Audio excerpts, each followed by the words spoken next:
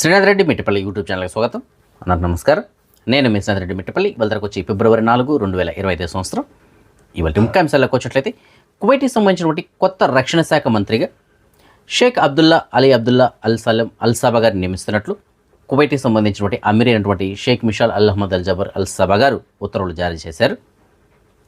మొన్నటి వరకు కువైట్కి సంబంధించినటువంటి ఉప ప్రధానమంత్రి, రక్షణ శాఖ మంత్రి మరియు అంతర్గత వ్యవహారాల మంత్రిత్వ శాఖ యొక్క మంత్రిగా షేక్ ఫహద్ అల్ యూసఫ్ అల్ సబా గారు వ్యవహరించారన్న సంగతి మనందరికీ తెలుసు కదా.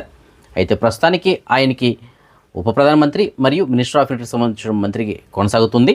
రక్షణ శాఖ మంత్రిగా మాత్రం ప్రస్తుతానికి షేక్ అబ్దుల్లా అలీ అబ్దుల్లా అల్ సలం అల్ సబా గారు కొనసాగనున్నారు. కువైట్ ప్రభుత్వం కొత్త ఉత్తర్వులు జారీ చేసింది కువైట్కి సంబంధించినటువంటి పోలీసు వాళ్ళకి, భద్రతా అధికారులు ఎవరైతే ఉంటారో వాళ్ళకి. అదేమిటంటే పోలీసు అధికారులు పని నిమిత్తం తప్ప ఒక 6 ప్రదేశాల్లోకి యూనిఫామ్ తోటి ఎంట్రీ అవ్వకూడదు అని చెప్పేసి ఉత్తర్వులు జారీ చేసింది.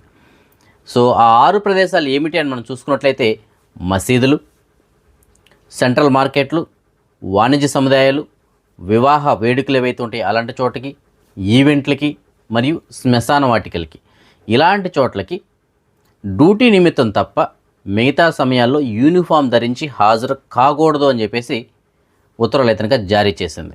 ఎందుకంటే ఈ మధ్యకాలంలో కొన్ని కంప్లైంట్స్ వచ్చాయి. కొంతమంది పోలీస్ అధికారులు ఈ శ్మశాన వాటికలకి అలాగే వివాహాలకి యూనిఫామ్ తోటే అటెండ్ అవుతున్నారంట.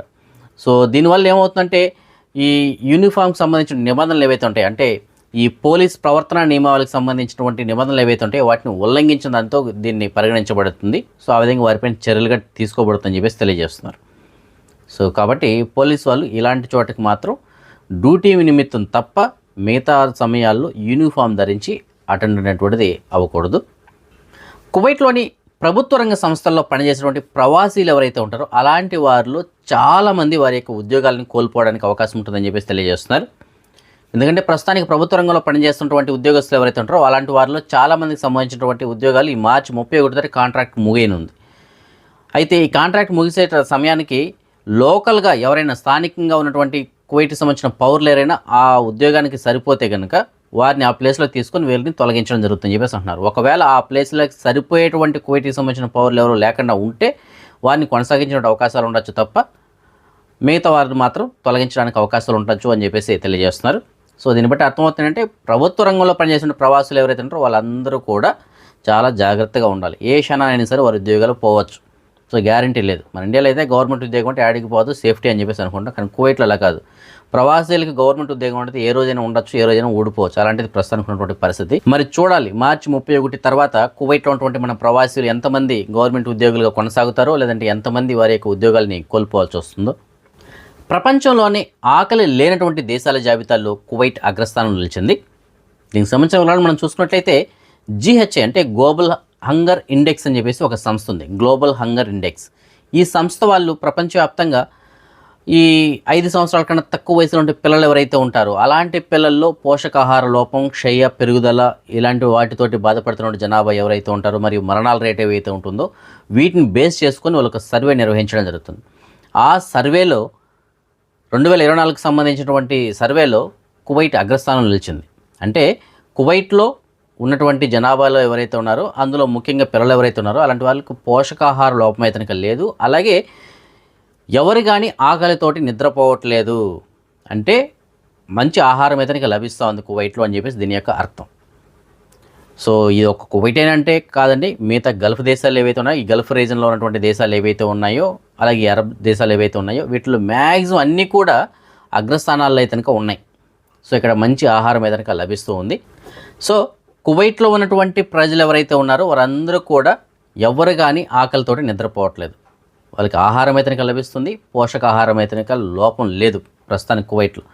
కువైట్ గవర్నమెంట్ కూడా అదేవిధంగా అందరికీ ఆహారం అయితే అందిస్తూ ఉంది. తక్కువ ధరకే మనకి కుబుసులు కానీ ఇలాంటివి కూడా అందిస్తూ ఉంది. ఎందుకంటే ఎవరు కానీ ఆకలితో ఉండకూడదు అని చెప్పేసి ఒక సదుద్దేశంతో.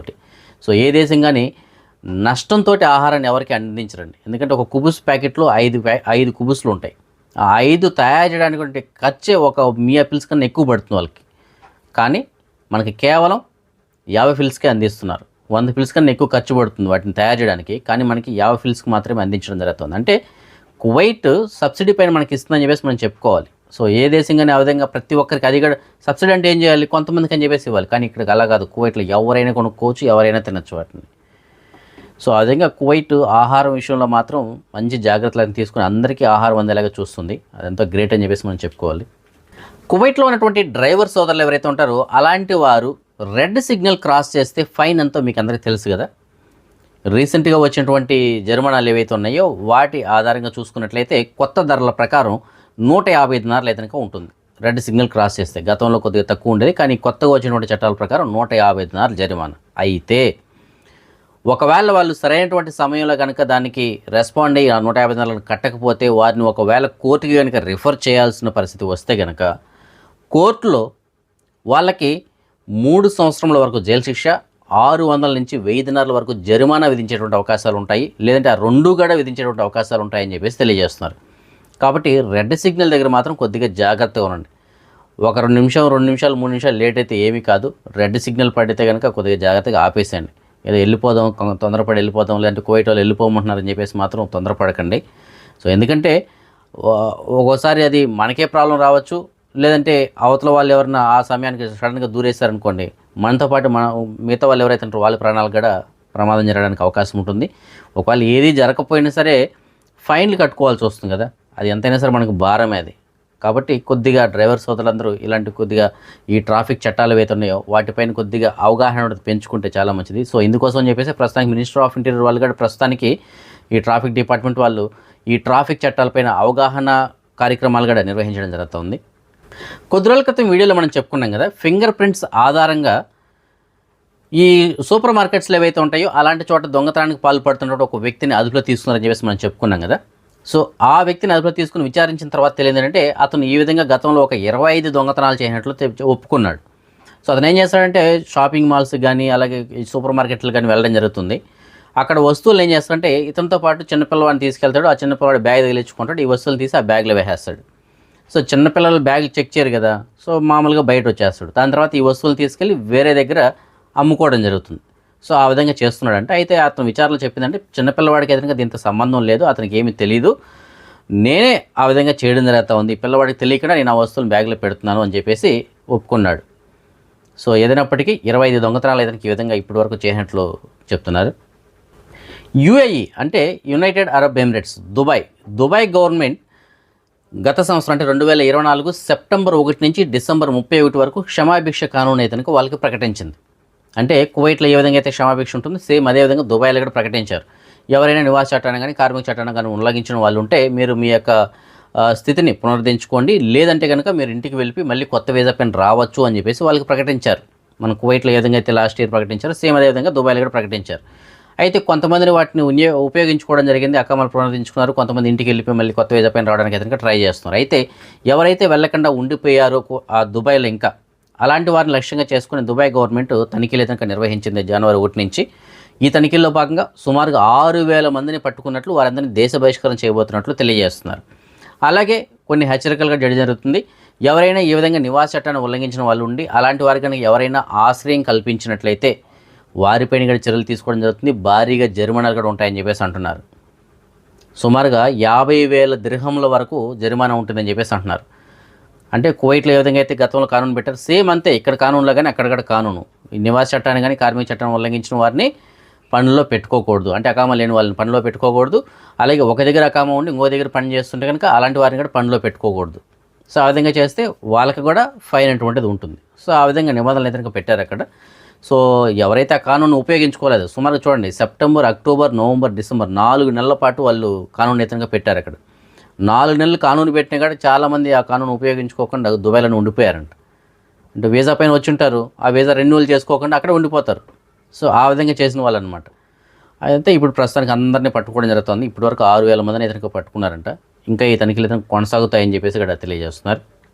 అదే మనం ఈ మనీ ఎక్స్చేంజ్ విషయానికి వచ్చినట్లయితే ప్రస్తుతానికి ఒక కువైట్ దినార్ మన భారతదేశం రూపీస్లో సుమారుగా 281 రూపాయలుగా ఉంది. బంగారం విషయానికి వచ్చినట్లయితే మాలియాలో ఉన్న సూకల్ వతేలటువంటి షాప్ నెంబర్ 121లో ఉన్న ఎఫ్కే జ్యువెలర్స్ వాళ్ళు మనకు అందించిన సమాచారం మేరకు 22 క్యారెట్ల బంగారం ప్రస్తుతానికి 1 గ్రామ్ ధర 25 దినార్ల 814 పిలుసు ఉంది. అదే 24 క్యారెట్ల బంగారం బిస్కెట్ రూపాయల బంగారం ప్రస్తుతానికి 1 గ్రామ్ ధర 28 దినార్ల 151 పిలుసు ఉంది. సో ఇవి ఫ్రెండ్స్ ప్రస్తుతానికి అప్డేట్స్. రేపు రాత్రి 9 గంటలకు వచ్చిన వీడియోలో మరిన్ని అప్డేట్స్ కలుసుకుందాం. అందరికీ సెలవు. జై హింద్. హాయ్ అండి, నేను మీ Saddam Hussain. So please do subscribe Srinath Reddy Mittapalli YouTube channel.